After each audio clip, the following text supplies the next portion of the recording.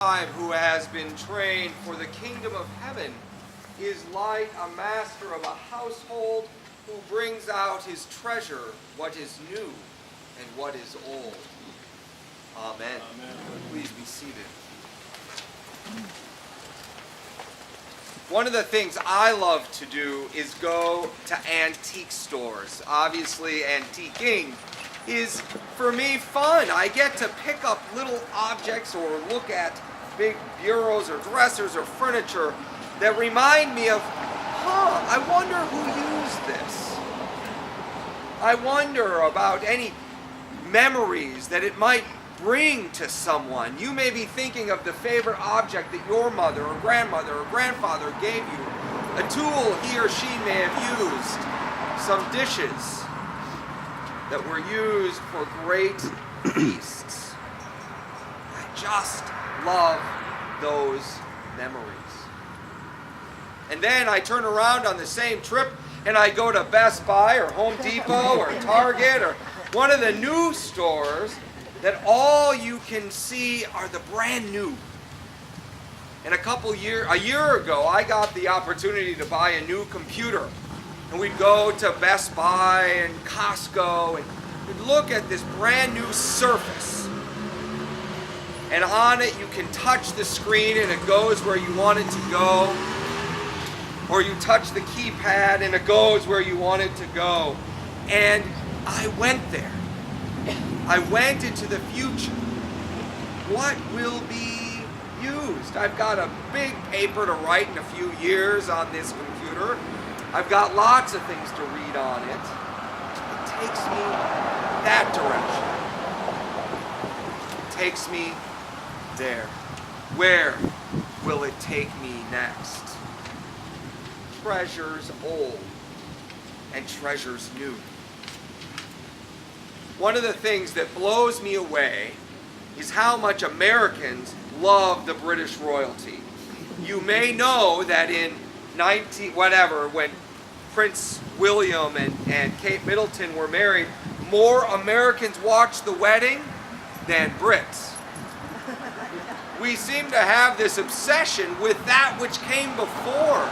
This thing that we actually had a war to walk away from all of that past.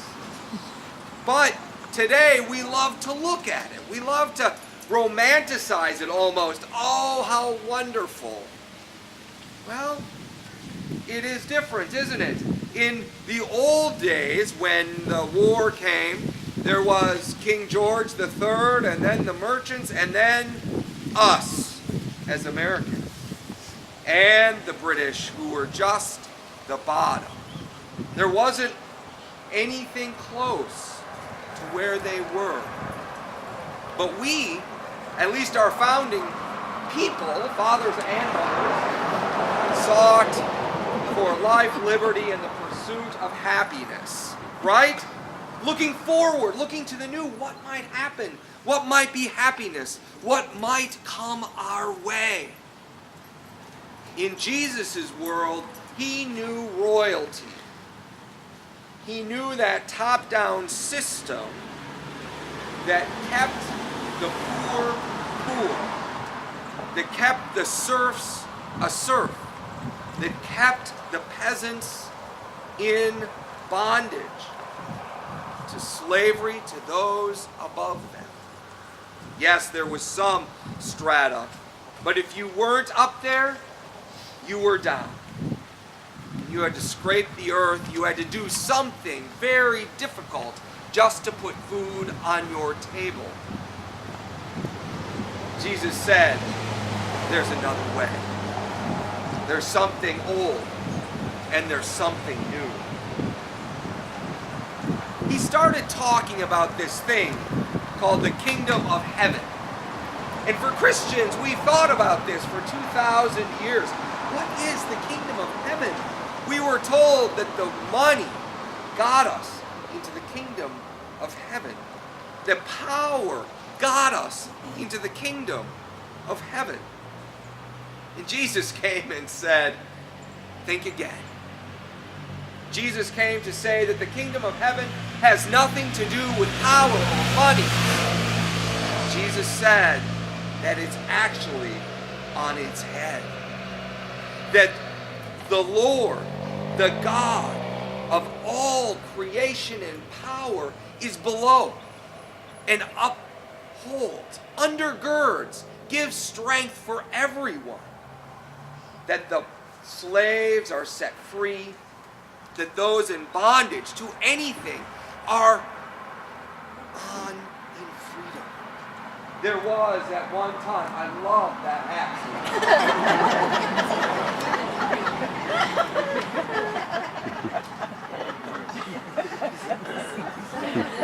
Setting a new standard.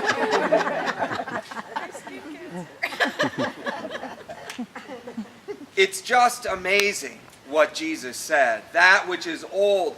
He reminded the people who listened to him of their days of old, their stories, when the slaves of Israel in Egypt, God set them free. Yes, miraculously. Yes, hard to understand at times, this Red Sea that parted. But he set them free from bondage, from oppression. He said to the people in exile, even under Isaiah and Ezekiel and some of those books that feel very challenging, and that there might even be a mean God out there, it's all about setting the oppressed, those who are pushed down, those who we may or may be no longer need to live that way. And Jesus came and said, neither do you ever have to live that way. Treasures old and treasures new. And then we get the Christian story. There's this thing called the resurrection. There's this thing called freedom and new life through this guy, through this one who told these stories, through this one who said, I will set you free. I will bring in and usher in. I am ushering in the kingdom of heaven. And they got all confused because he said, you are the kingdom of heaven here and now. You bring it. You are the new. That was the old. Standing behind me is a part of our history. It is a treasure. How many of you worshiped in that building at one time or another? Even if it was a funeral or a wedding, I never had the gift. It is a treasure to who we are. It set the people free. And those in front of me lived that story. Those in front of me told that story. They said that these are our stories. That building behind me holds the stories of this town now. Of the school that it once was, of the church that it once was. It continues to say, there's life here. And the people in front of me once again tell it.